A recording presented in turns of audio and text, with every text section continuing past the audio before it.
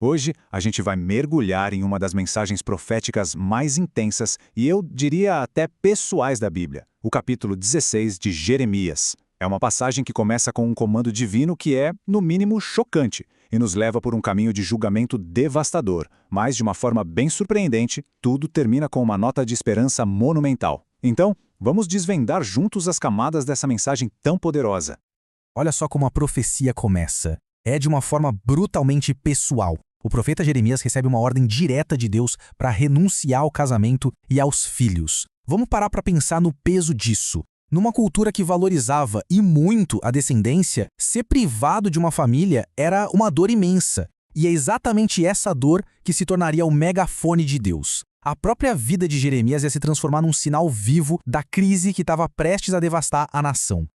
Tá, mas por que uma ordem tão drástica? Esse comando para ele não ter uma vida familiar não era algo aleatório. Na verdade, funcionava como um aviso bem gritante sobre o futuro do povo. A ausência de uma família para Jeremias espelhava a futura ausência de futuro para a ação inteira.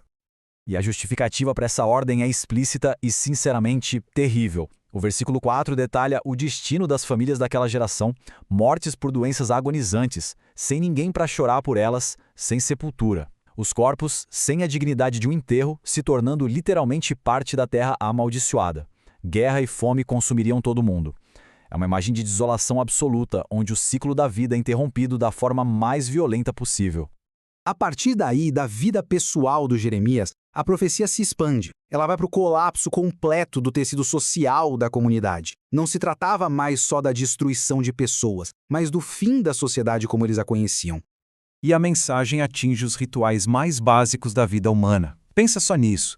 A proibição de lamentar os mortos e de celebrar as alegrias. A dor seria tanta, mas tanta, que os rituais de luto se tornariam vazios e a alegria seria completamente extinta. A comunidade, como um organismo vivo, ia simplesmente parar de funcionar. E esse versículo aqui, nossa, ele resume a finalidade do julgamento de forma impressionante. Imagina só uma sociedade onde o som dos casamentos, das festas, da alegria simplesmente desaparece. É o silêncio total da vida em comunidade. O ponto crucial aqui é a totalidade dessa desolação. Bom, diante de uma profecia tão terrível, uma pergunta ecoa inevitavelmente, né? Por quê? A narrativa, então, se volta para o coração da questão, para a raiz desse julgamento tão avassalador. O texto é muito interessante porque ele já antecipa a reação do povo. É uma pergunta super-humana, totalmente compreensível, que busca entender a razão por trás de tanto sofrimento. Qual foi o nosso erro para merecer um destino tão severo assim? E a resposta é direta e bem dura. O problema não era um erro isolado, mas um pecado que vinha de gerações e que só se aprofundava. Os pais abandonaram a Deus, mas a geração de Jeremias fez pior. A rebelião não foi só repetida, foi intensificada. Eles seguiram de forma obstinada a teimosia do próprio coração e se recusaram a ouvir.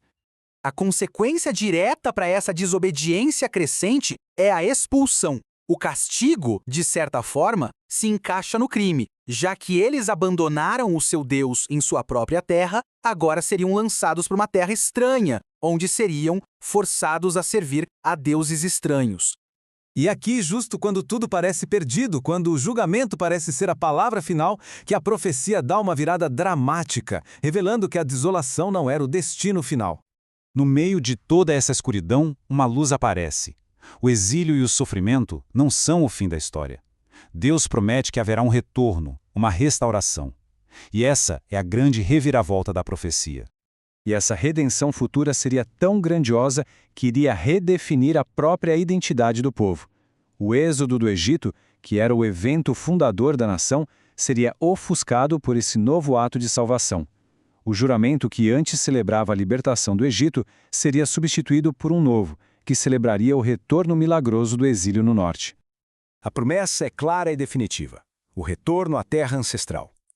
Isso dá um novo significado para todo o julgamento.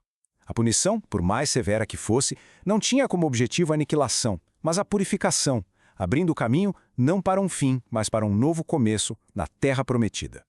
Esse ponto aqui reforça a certeza de tudo que foi dito.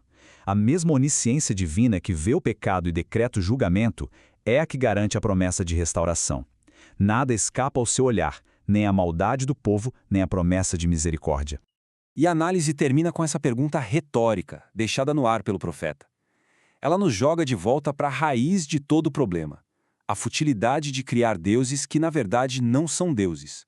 Uma pergunta que ecoa através dos tempos, nos desafiando a examinar onde, afinal de contas, a gente coloca a nossa confiança e a nossa lealdade.